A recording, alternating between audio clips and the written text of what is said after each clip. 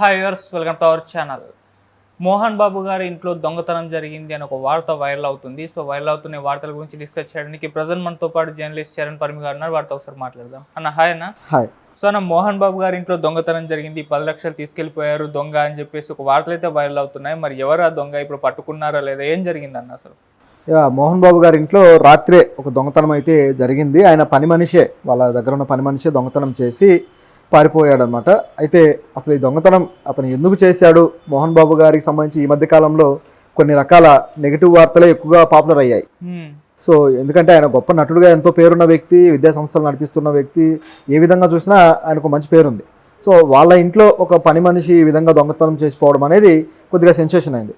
అయితే ఇది ఎలా సాధ్యమైంది అనేది చూస్తే, ఎందుకంటే సెలబ్రిటీల ఇళ్ళకి సంబంధించి పకడ్బందీగా ఉంటుంది, ఏది అవకాశం ఉండదు, దొంగతనాలు చేసి పోయేంత అవకాశాలు కూడా తక్కువ ఉంటాయి, చాలా తక్కువ, కానీ అప్పుడప్పుడు జరుగుతూ ఉంటాయి. అయితే దానికి ప్లాన్గా వెళ్ళారా ఏంటా అనేది అక్కడ వాళ్ళ ప్లాన్ బట్టి అది ఉంటుందన్నమాట. అది ఎంతవరకు అవకాశం ఉంది ఏంటి అని. మోహన్ బాబు గారికి సంబంధించి చూస్తే ప్రస్తుతానికి మోహన్ బాబు గారు వాళ్ళ కుటుంబ సభ్యులతోటి వాళ్ళు కలిసి ఉండట్లేదు. ఇప్పుడు విష్ణు దగ్గర కానీ లేకపోతే మనోజ్ దగ్గర కానీ ఇట్లా ఉండట్లేదు. సో ఆయన ఏం చేశారంటే, జల్పల్లిలో సిటీ అవుట్కట్స్ ఒక రకంగా చెప్పాలంటే ఆ ప్రాంతంలో ఒక రిసార్ట్ గతంలో ఒకటి ఏర్పాటు చేసుకున్నారు.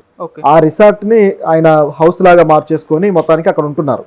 అంటే ప్రశాంతత కోసం అయి ఉండొచ్చు, అక్కడ ఉంటున్నారు. అక్కడ ఆయన మామూలు కార్యకలాపాలన్నీ నిర్వహిస్తూ వస్తున్నాడు. అక్కడ సెక్యూరిటీకి ఒక 2 వ్యక్తులు అయితే ఉన్నారు.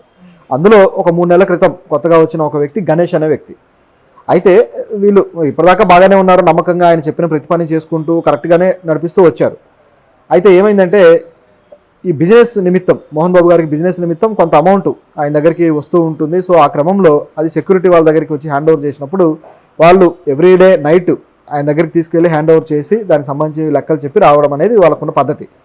అయితే ఆ రోజు నిన్న రాత్రి ఏమైందంటే, అలా అమౌంట్ వచ్చింది, 10 లక్షల పైనే వచ్చింది అమౌంట్. సో ఆ వచ్చిన అమౌంట్ని వీళ్ళ దగ్గర పెట్టుకున్నారు. రాత్రి వెళ్ళి తీసుకొచ్చి ఇవ్వాలి, కానీ ఇవ్వలేదు. ఇవ్వకుండా రాత్రి వాళ్ళ దగ్గరే పెట్టేసుకొని తెల్లారేసరికి జంప్ అయిపోయాడు. ఇది ఇక్కడ కనిపిస్తున్న ఇది. అయితే ఆ సెక్యూరిటీ గార్డ్ పేరు గణేష్. ఇద్దరిలో ఒక వ్యక్తి ఈ విధంగా చేశాడు, గణేష్ నాయక్ అని చెప్పేసి. అతను పారిపోయాడు. పారిపోయిన తర్వాత మోహన్ బాబు గారు వచ్చేసి వాళ్ళ ఏరియాలో కేసు పెట్టడం జరిగింది. దానికి సంబంధించి ఇప్పుడు రాచకొండ పోలీసులు దర్యాప్తు అయితే స్టార్ట్ చేశారు. స్టార్ట్ చేసి బృందాలుగా ఏర్పాటు చేసి పోలీసుల్ని వీళ్ళు గాలింపు చర్యలు చేపట్టారు ఆ నిందితుడి కోసం.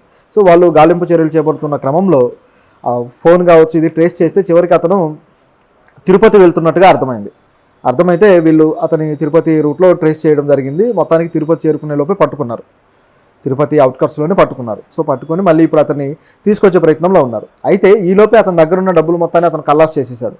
ఏం చేశాడంటే, ఇప్పటిదాకా ఈ మధ్యలో ఎవరెవరికైతే అప్పులు చేశాడో హైదరాబాద్లో కావచ్చు లేకపోతే వాళ్ళ సొంత ఊర్లో కావచ్చు, వాళ్ళందరికీ కూడా ఆ పేమెంట్ అనేది ఇచ్చుకుంటూ వెళ్ళిపోయాడు. Actual liquid cash. సో మరి దాన్ని ఏ విధంగా మార్చుకున్నాడు ఏంటి అనేది తెలియాల్సి ఉంది. ఇట్లా వాళ్ళకి తన అప్పులన్నీ తీర్చుకుంటూ పేమెంట్లు ఇచ్చుకుంటూ కొంత అమౌంట్ అయితే అతని చేతిలో పెట్టుకున్నాడు, ఒక 5-6 లక్షలు ఏమో. అట్లా ఆ అమౌంట్ తోటి అతను వెళ్ళిపోతూ ఉన్నాడు. ఇప్పుడు పోలీసులు పట్టుకున్నారు. ఇప్పుడు అమౌంట్ అయితే రికవరీ చేసే పనిలో ఉన్నారు. ఇంకా హైదరాబాద్కి అయితే అతను తీసుకురాలేదు. ఇది మోహన్ బాబు గారి ఇంట్లో జరిగిన ఈ దొంగతనం సంఘటన. అయితే గతంలో కూడా మోహన్ బాబు గారికి సంబంధించి పని మనుషుల విషయంలో ఒక 2-3 రకాల వార్తలు ఈ విధంగా వచ్చాయి. ఇది కేవలం ఇది మొదటిసారి కూడా కాదు. గతంలో ఒక వ్యక్తి మీద, మా ఇంట్లో వస్తువులు దొంగిలించి వెళ్ళిపోతున్నాడు, లేకపోతే ఇంత కాస్ట్లీ ఎక్విప్మెంట్, ఏదైతే మేకప్కి సంబంధించి కాస్ట్లీ ఎక్విప్మెంట్ దోచుకొని వెళ్ళిపోతున్నాడు అని చెప్పేసి ఒక వ్యక్తి మీద కంప్లైంట్ చేయడానికి ప్రయత్నించారు.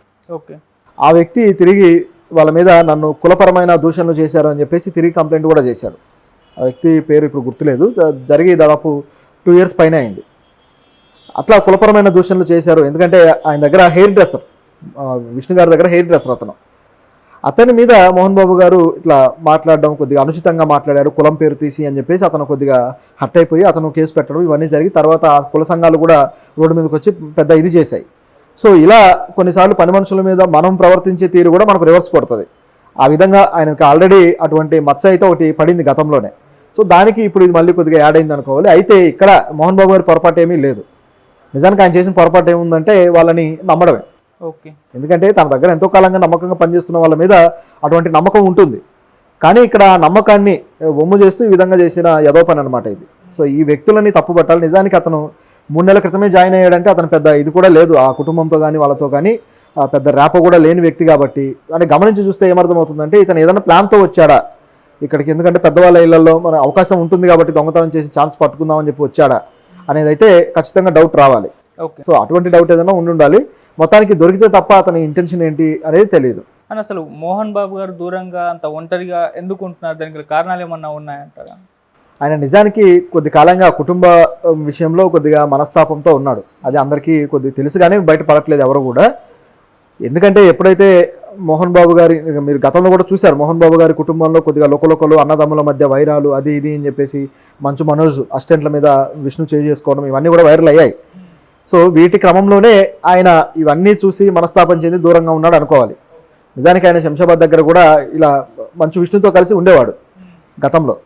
ఎప్పుడైతే మొత్తం ఉమ్మడి కుటుంబం డిస్టర్బ్ అయిపోయిందో సో అప్పటి నుంచే దూరంగా ఉన్నాడు. నిజానికి మంచు మనోజ్ ప్రేమ కథ ఏదైతే ఇప్పుడు పెళ్లి చేసుకున్నారో మౌనిక గారిని, ఈ ప్రేమ కథ విషయంలో మోహన్ బాబు గారికి ఏమాత్రం ఇష్టం లేకుండా ఉంది. సో ఆ క్రమంలో ఆయన ఇక మనోజే దూరం అయ్యాడు, ఇంటికి దూరం అయిపోయి ఆయన సపరేట్గా ఉండడానికి ప్రయత్నించాడు.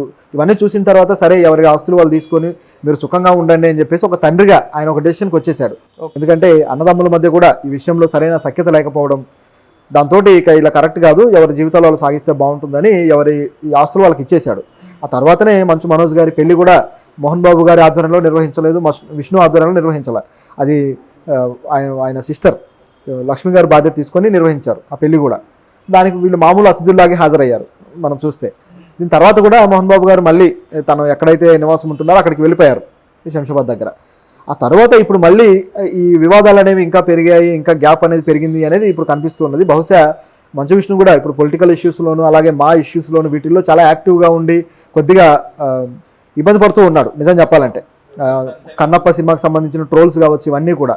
సో ఈ క్రమంలో ఇలాంటి వివాదాలు ఇవన్నీ కూడా తండ్రిగా ఆయనకు తలనొప్పే, వయసు కూడా మీద పడింది. ఇప్పుడు ఏంటంటే ఇలాంటి పరిస్థితుల్లో మనశ్శాంతి ముఖ్యం కాబట్టి ఆయన సరే మనం ఇంకా సపరేట్గా ఉందామని ఆలోచన అయి ఉండొచ్చు కాబట్టి ఆయన అటువైపు వెళ్ళి ఉండొచ్చు. ఎందుకంటే ఈ వయసులో ఏంటంటే వాళ్ళు కొద్దిగా మనశ్శాంతిగా ఉండాలని కోరుకుంటారు. పైగా ఇక్కడ మోహన్ బాబు గారు ఏంటంటే ఎప్పుడు కూడా ఇండివిజువాలిటీకి ప్రాధాన్యత ఇచ్చే వ్యక్తి. విష్ణు కూడా తండ్రిని అంటిపెట్టుకుని ఉండే వ్యక్తే. కానీ ఇక్కడ జరిగింది ఏంటంటే వీళ్ళు కొద్దిగా మనశ్శాంతిగా ఉండాలి అంటే వాళ్ళకు కూడా కొడుకులకు కూడా మనశ్శాంతి ఉండాలంటే కొద్దిగా గ్యాప్ ఇవ్వడం బెటర్ ఏమో అని ఆయన ఆలోచించి ఉండొచ్చు. అందువల్ల అట్లా ఉన్నాడేమో. పైగా ఆయన ఏదో ఇప్పుడు బిజినెస్ సంబంధించిన డబ్బు అంటున్నాడు కాబట్టి సో ఆ బిజినెస్లో కూడా ఆయన